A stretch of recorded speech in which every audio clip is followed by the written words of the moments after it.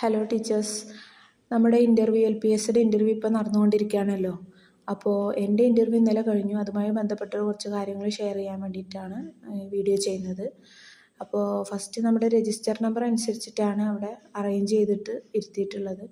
അങ്ങനെ ഞാൻ റൂമിലേക്ക് കയറി ചെന്നപ്പോൾ ഗുഡ് മോർണിംഗ് പറഞ്ഞിട്ടാണ് കയറി ചെന്നത്.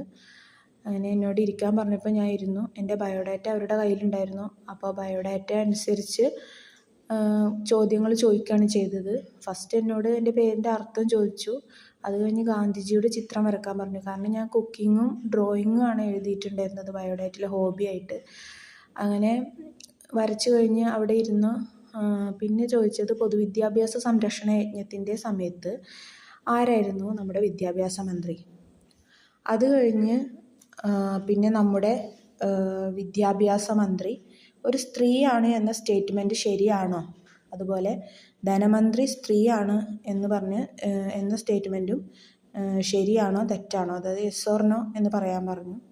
അത് കഴിഞ്ഞിട്ട് ഓപ്പറേഷൻ ബ്ലാക്ക് ബോർഡ് എന്താണ്, ആ വർഷം ഏതാണ്, ആ സമയത്തെ പ്രധാനമന്ത്രി കേന്ദ്ര വിദ്യാഭ്യാസ മന്ത്രി ആരാണ്, അതൊക്കെ ചോദിച്ചു. അത് കഴിഞ്ഞ് കുക്കിംഗ് ബയോഡാറ്റ എഴുതിയതുകൊണ്ട് കുക്കിങ്ങുമായി ബന്ധപ്പെട്ട് എന്തൊക്കെ പരീക്ഷണങ്ങൾ നമുക്ക് ക്ലാസ് മുറിയിൽ ഒരുക്കാം, നമ്മുടെ നിത്യജീവിതത്തിൽ ഉപയോഗപ്പെടുത്തുന്ന ആസിഡിൻ്റെ പേര് പറയാൻ പറഞ്ഞു. അപ്പോൾ അത് പറഞ്ഞപ്പോൾ വേറെ ഏതൊക്കെ ആസിഡുകൾ നമ്മൾ ഉപയോഗിക്കാറുണ്ട്, അപ്പോൾ അതും ചോദിച്ചു.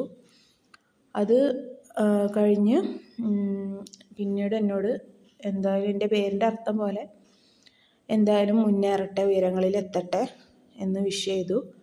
അങ്ങനെ ഞാൻ പുറത്ത് വരികയാണ് ചെയ്യുന്നത്. വലിയ കുഴപ്പമൊന്നും ഉണ്ടായിരുന്നില്ല. നമ്മൾ വിചാരിക്കണ പോലെ എന്താ പറയുക, നമ്മളൊരു കോൺഫിഡൻസിന് വേണ്ടിയിട്ട് നമ്മൾ മാക്സിമം കാര്യങ്ങൾ നമ്മൾ പഠിച്ചു പോവുക. ഒരു കവിത അതിൽ വിട്ടുപോയി, ഒരു കവിത എന്നോട് ചൊല്ലാൻ പറഞ്ഞിരുന്നു.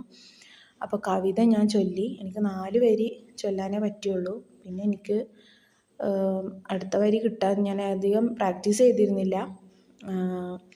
ഞാൻ 2 കവിത ചൊല്ലിയിട്ട് പഠിച്ചിരുന്നു. പക്ഷേ ഞാൻ അവിടെ പോയപ്പോൾ വേറെ കവിത എൻ്റെ വായിൽ വന്നത്. പിന്നെ എന്താണ് പറയാനുള്ളത് വെച്ചാൽ, നമ്മൾ ഒരു കവിത നന്നായി പഠിച്ചിട്ട് പോവുക, നന്നായി പ്രാക്ടീസ് ചെയ്തിട്ട് പോവുക.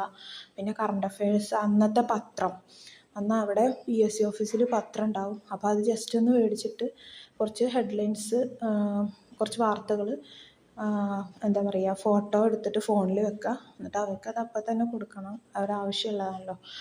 അപ്പോൾ നമ്മളെ ഫോണിൽ നോക്കിയിട്ട് നമ്മൾ പഠിക്കുക. പിന്നെ നന്നായി പഠിച്ചു പോവുക. കുറേ കാര്യങ്ങളൊക്കെ ഉണ്ടാവുമല്ലോ. എന്തായാലും നന്നായി പഠിച്ചു പോയാൽ നമുക്ക്